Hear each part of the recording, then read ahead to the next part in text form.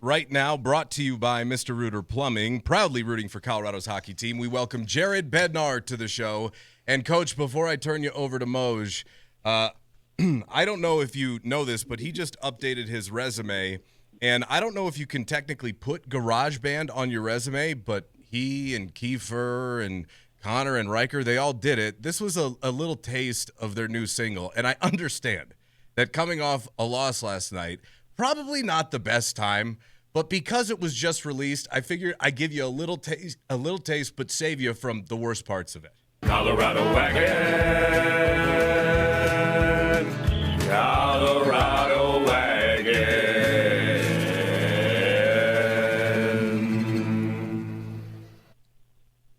Yeah. Yikes. Yeah. Pause says it all. Yeah, Coach, honestly, when we were laying that down, I felt the same way, to be honest with you. I felt the exact same way. Yikes. Yeah. At least you guys, I did see the album covers, and at least you guys looked like a band. Right. You might not sound like one, but you look like one. Well, with Exactly. all the music technology, you should be able to sound like one, too. Yeah. Right? Yeah, if they can make Jessica Simpson sound good, they can make us sound good. Hey, Coach, last night, when I look at the numbers, and again, I don't dive too deep into the geekness of everything, but there are patterns with your team that I look at, and I know when you're playing well and when you're not. All indications are, to me, with the numbers that I looked at last night and possession time and so on, that you played a pretty damn good hockey game. You just couldn't win in the shootout. How do you view it?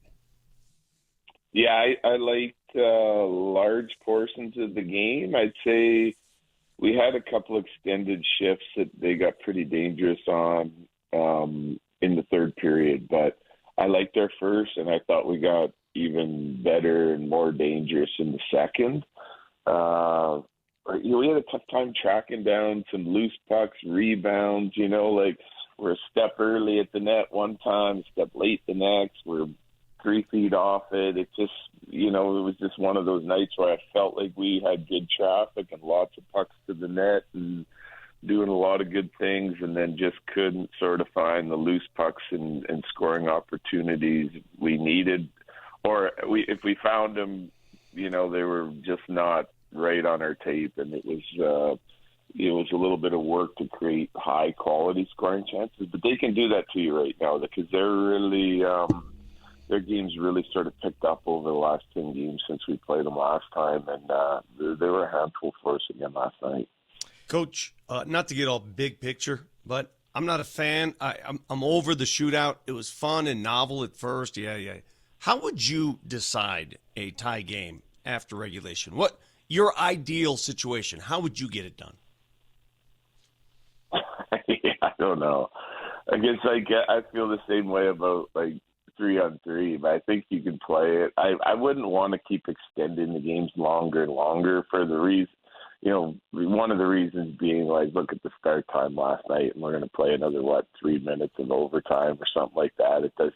It's just more taxing on more of your top guys, and so I don't know. I don't love the shootout either. I don't know. You could go to a 3-point system and make it more important to try and finish in regulation. I'm just not sure how you do it. But and the shootout is what it is.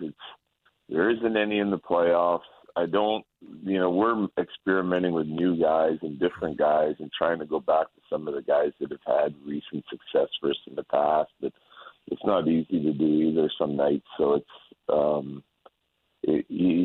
some years you got guys that are just automatic, and then our guys have kind of gone cold here a little bit. But I got to keep focusing on our game, and we'll take the point last night because I'm glad we stuck with it and found a way at the end of the game to get a big goal, 6-on-4, and our guys did a nice job with that and using the whole clock and staying with it and trying to dig in and find a way, and they did that, so I'm proud of them for that. And, now you just got to move on, and it sucks to lose that point quite often here this year because it could be difference making by the time the whole season's over.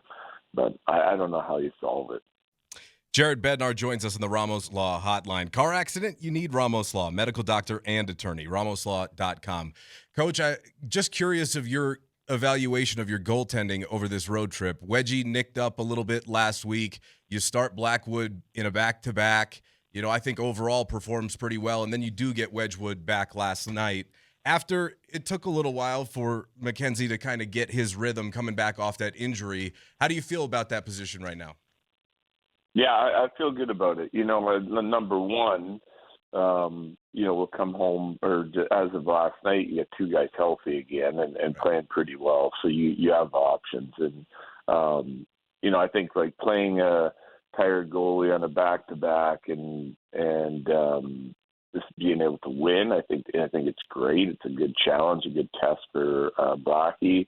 And then you got, you know, Wedge, who does get dinged up, who's now healthy. And we've seen, like, already this year, like, our goaltending, when we have two guys healthy and you can play a rested guy and they can sort of feed off one another and push one another, it's kind of when we've been at our best in the net. Like, Wedge did such a good job for a long time when he was the only guy healthy, but when we got them both back, I really liked it, and I thought it was really competitive from those guys. So I like that moving forward here, and I think that they were both did a good job under the circumstances, you know, because getting dinged up and then, you know, being out a week and then coming in last night is no easy task either.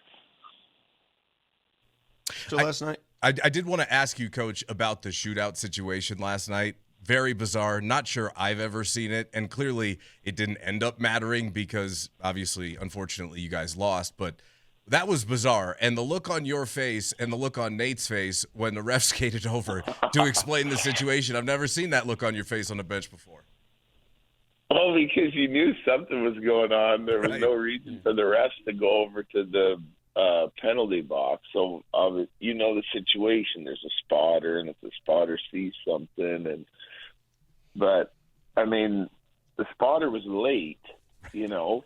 Like, he gets run into, then there's another shooter. Like, I don't know how long it takes to decide if, you know, so that was what was really strange. You know, he gets run into, and then he still faces another shooter, and then they come to him.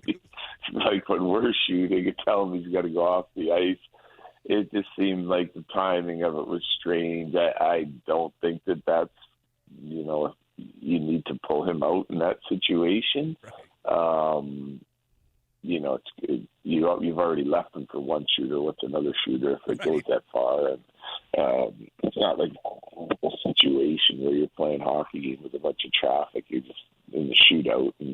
But I understand why they're there and what they do, and it's not an easy job. And no one's like, I'm assuming no one's ever happy when you pull your player off, and especially if you know they're good. You know, if they're telling you, like, our players are so aware now that, like, if something happens or they get hit and they don't feel right, they're usually going, "Hey, I don't feel right," and because they're not going to risk it long term or make it worse. So I think the spotter's there just for that precaution of, in case some, like, guys around them don't notice that something's wrong, and you know, and the guy's a little bit messed up and can't sort of figure out that something's wrong or can't communicate it, then they're there for that safety recall. And, you know, but you just deal with it last night. Like you said, it didn't matter, so there's no use raising a big fuss about it.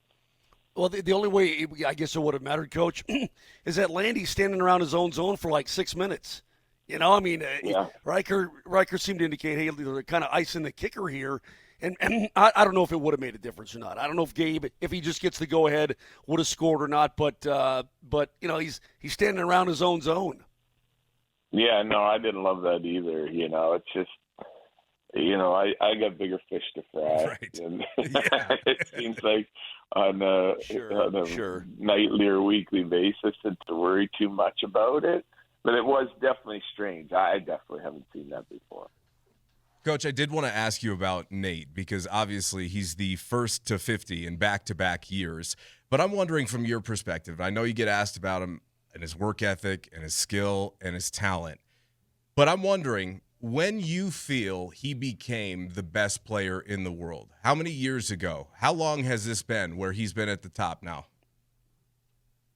Yeah, like 2022, I love this season. I think that season, I think he had 99 points the year we won in 2022, and like his defensive game for me just like it skyrocketed that year, and what he was able to do on the defensive side, the commitment to I don't want to say play the right way, but it really is playing the right way, like being hard defensively, being able to, shut down other teams' top lines while still producing, at a higher rate than he had before.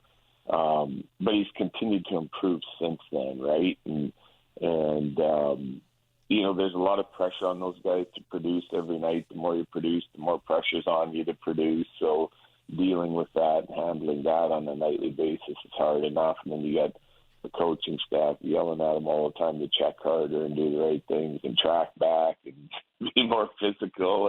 And really when his main focus is probably to, continue to try to help produce. So there's a balance there. But he's been so good at that for us this year, and again now scoring at a higher rate than maybe ever before. And it's just I just find it remarkable what some of those top guys are able to do and how they're able to push their game forward from year to year, month to month, or whatever it is to try and help their teams have success. It just seems like those guys are leading the way. It's just on a whole different planet. Coach, hey, are you ready to go home? Are you ready to go home, Coach? If this road trip has only been 4 games, but it feels like it's been 20. I don't know why. We've been out before for like 12 days, and it just skips by. But this one feels long to me. Yeah, I think it's some of the quiet time and time off in these road trips. Like the first few days, it went quick. I like when we go out on the road. And especially when we're going East Coast and we're playing a bunch of games, like instead of just going out for 1 or 2 and coming home, I feel like this year we've been home and gone a lot. Like we haven't settled in on the road or home. So when we get out here, if we're rested, especially early in it, I like those back-to-backs and hammering out games. It was nice to get some afternoon games in there. But, we've only been in Nashville for a couple of days, and it feels like we've been here for a week because we got in, had the evening after and then the day off, and then yesterday being the late game, and then because it's so late, we got to stay over before we go home. It feels long for sure. Coach, last one for me, and this is more of a philosophical question. So when you're playing golf and you're playing against a guy that you want to beat, and you're making pars and birdies, and that dude's making pars and birdies, you're like, man, what do I got to do here? And then you look at the NHL standings and you're kicking butt. And right behind you is Dallas. They're kicking butt. Does part of you say, hey, man, it's okay that someone is chasing us. This makes us sharper. Or does that even matter to you? Yeah, I think it can. That's certainly the mentality that you want your team to have, right? The last thing you want for your team to do, and there's going to be ebbs and flows through the season, but the last thing you want your team to do is, have all the success and then get complacent and your habits get poor and because then you're not really, even though you're sitting pretty in the standings at the current time, you're not really, getting your team to the point that you want it to be at for the playoffs, right? The longer you can play with good habits, the right intention, the commitment, the competitiveness that you need, the more you're kind of honing those skills. And every game's going to give you a different challenge. You got to find ways, like last night, to get it to overtime. And if that's playoffs, then you're playing 5-on-5 again, and may the best team win. But I just keep going back to we don't control Dallas. We control us. So we just got to do everything we can do and let the chips fall where they may. We're going to give it everything we got. And I'm happy with the way our team is playing and what we're doing and the results we're getting. And, so there's no use stressing out over Dallas. They're definitely a good hockey team and they're definitely doing very similar to what we're doing. So it's going to be tight and we know that, but we control what we do, and that's all we need to worry about. Everything else is just it's just a distraction. Coach, I should have given you a better analogy because I don't remember ever playing golf with you when you were making a bunch of pars and birdies. So my bad. I was going to say that. I've never done that. Yeah, my bad. If you'd have said, Nate, when you're making a bunch of bogeys, and the other guys may also making a bunch of bogeys, I'd have been like, yeah, I know that feeling. I was wondering why you walked that back because I like the par golf and Dallas just staying right there, and you just got to focus on yourself. Well, we appreciate your time as always, Coach. Get home safe and enjoy that sleep in your own bed tonight. All right, appreciate it, guys. Thanks. That is Jared Bednar, the head coach of the Colorado Wagon.